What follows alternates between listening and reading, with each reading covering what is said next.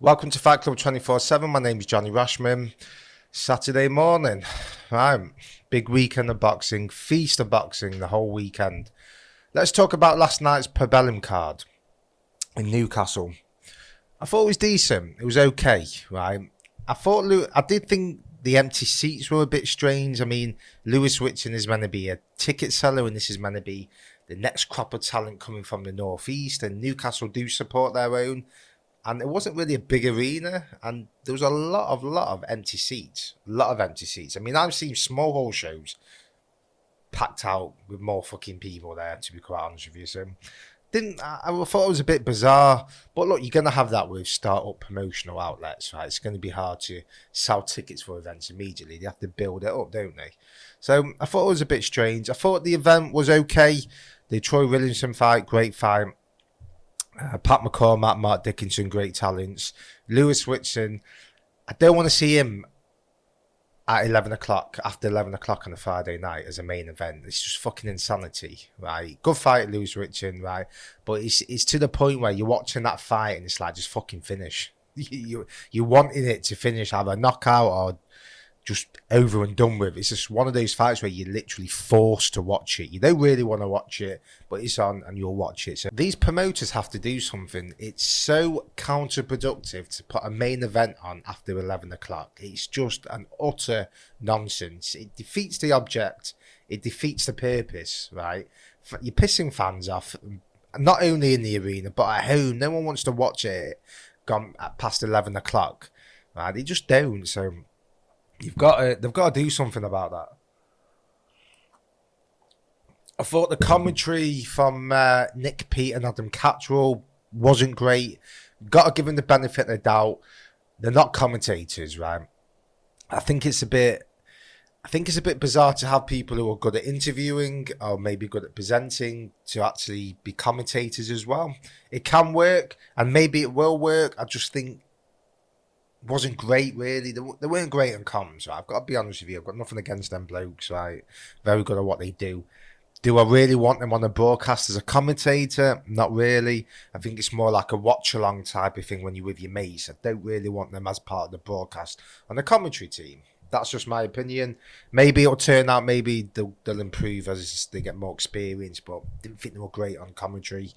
I want to talk about Ben Davison, right? Because for me, got to be honest with you, right? He's got a big stable now, Ben Davison. If you look at the stable of fighters, he's got Josh Taylor, right? Lee McGregor, Lee Wood, Royston Barney Smith, Pat McCormack, Luke McCormack, and there's a few others there. So that's a decent stable. He's got world champions, but he's also got serious talents.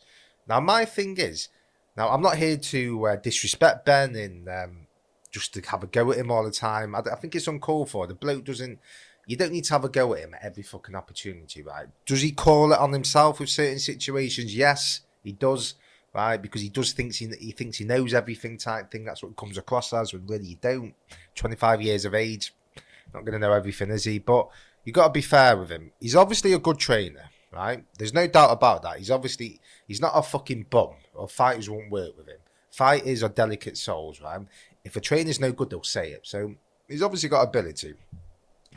My thing is Ben Davison the right man to trust a young, precocious talent with, or even a talent, someone coming from the amateurs you're turning over into the pro game? Is he that guy you want to trust your fighter with? Because I'm looking at it, right, and he can say what he wants, he can point out things, he can say he does this unrivaled work and all this and all these methods he has, and he's no new, and he's inventing things, and that's all good and well. But what he doesn't have is experience, right? He doesn't have experience. Now, people may say, well, how's he going to get that experience? He's going to have to learn on the job, which is fair enough. But you're putting him in control of fucking serious talents. Royston Barney Smith is a serious talent. You fuck things up for him at an earlier age, he's going to have trouble later on in his career, potentially, you know? When you're coming into the pro boxing game, there's so many things to learn. And Ben Davison, he just doesn't have that experience of. He doesn't have 20 years, 15 years experience of dealing with professional fighters, adapting them from the amateur game to the pro game. Doesn't have that. So That's a blank canvas with that. So I'm thinking, I think it's a gamble. I think it's a fucking gamble because we always see there's a lot of reports I see about how Ben Davis is one of the best UK trainers. He works with Devin Haney and Tyson Fury and Billy Joe Saunders. What people don't realise is Tyson Fury, Billy Joe Saunders, they've got rid of Ben Davison. Billy Joe Saunders has got rid of him twice. If he's that good of a trainer, why are they getting rid of him? Got to take your mind back to the Deontay Wilder fight, the first one with Tyson Fury. I thought Ben Davison did a good job with Tyson Fury, right? He lost all the weight, he did very well, he was motivational and all that. Great job. I'll give him the respect for that. I thought the first Wilder fight was the right tactics because you didn't know what Tyson had left. You didn't know if his punch resistance was there. He hadn't been in a fight, a real competitive fight since the Klitschko fight 3 years before. And obviously his body's gone through such a drastic change. He had to lose all the weight and drug abuse and all that. So I thought it was the right tactics to maybe box on the back foot in that fight. But afterwards, Freddie Roach came out and absolutely blasted Ben Davison. Blasted him. Said he was crying in the corner when Fury went down. He said he didn't know what to do because you can get disqualified if your coach gets in the ring or does certain things. You can get disqualified. So Freddie Roach was pointing that out, and he was saying that Ben Davison's advice just wasn't right. And again, you got to give him the benefit of the doubt because he is young and obviously he's gaining experience. But again, he's being trusted in that situation. That's a fucking world title fight, right? And I thought Freddie Roach was bang out of order at that time. I thought he was out of order. But what he was saying, he did an interview. We all saw it. Look back on it. He was saying that he wasn't happy with the methods, basically, of Ben Davison. He thought Tyson Fury, why was he telling Tyson to back on the why was he telling Tyson Fury to box on the back foot? Freddie Roach thought he was there for the taking Wilder in that fight. And I thought it was a bit harsh at the time, but the proof's in the pudding. In the second fight, he took him out, didn't he? Gone to Sugar Hill, more aggressive trainer, and the results speak for themselves. They've actually put him to kip, didn't he? Finished him. So he was right, Freddie Roach. Billy Joe Saunders, he's got rid of him twice. So a lot of people like to say he's worked with these fighters, but they've also got rid of him. So why have they got rid of him? Maybe it's an experience thing. For me, you are gambling with a fighter's career with having Ben Davison training a talent from zero, from your first professional fight. Right? I know he has to get that experience, but it's a fucking gamble. It really is. If I'm a manager, I'm a promoter, I want someone with 25 years of experience in the game, not someone who's 25 years of age, because he can tell you anything, right? He can tell you what looks good. He can tell you this is all great. And he can tell you how much work he does. But the proof's in the pudding. Lee Wood done a good job with Lee Wood. Fair enough, done a good job. But the last performance was shocking. He was getting hit at every stage by a non-puncher like Michael Conlan. Michael Conlan's a great boxer, but he's not a puncher. Wood was getting hit at every opportunity. He was hurt.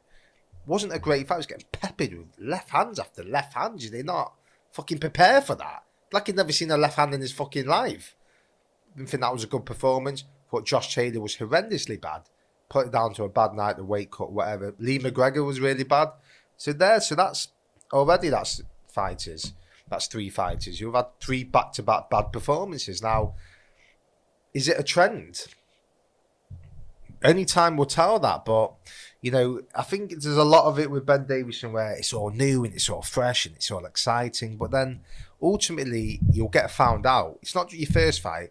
Having Josh Taylor for 2 fights and he's got a unification fight in the second fight doesn't impress me. That doesn't impress me, right? Josh Taylor's been built up by Shane McGuigan and his amateur coaches before that, etc. Right? So I don't look into that. I look into how long he's been with a fighter and the trend that they're going, how they're performing.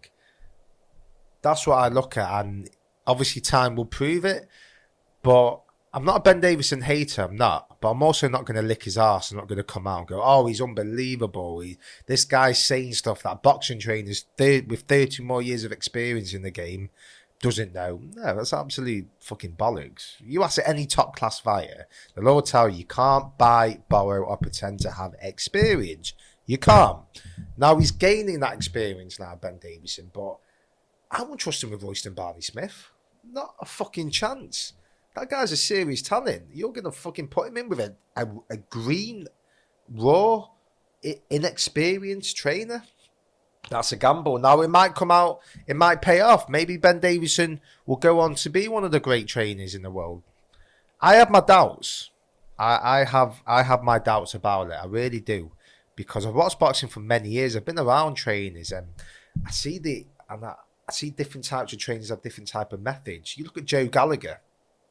That guy's got experience coming out of his fucking blood, right? The guy's won world champions. The guy's won multiple world champions, British champions, European belts. I think he's on the way to becoming the best trainer Britain's ever had in regards to accolades. I think he's not far behind Brendan Ingle. I think with British champions, I think he's only a few behind him. I think.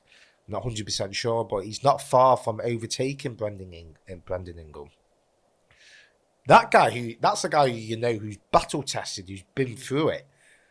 Would I pick Ben Davison over Joe Gallagher? I know different fighters have different styles, but I don't know. I think it's a fucking gamble. Time will ultimately prove if I'm right or not. But the jury's out for me. And we'll see how Pat McCormick and Mark Dickinson, they look like great talents. They really do. We'll see how Ben Davison nurtures them. But for me, I'm not convinced. So we'll have to see. Let me know your thoughts. Do you think Ben Davison is the right man? Would you trust him with your fighter? What do you think as a fan? Do you think he'll turn out to be one of the great trainers? Or is it all talk? Like,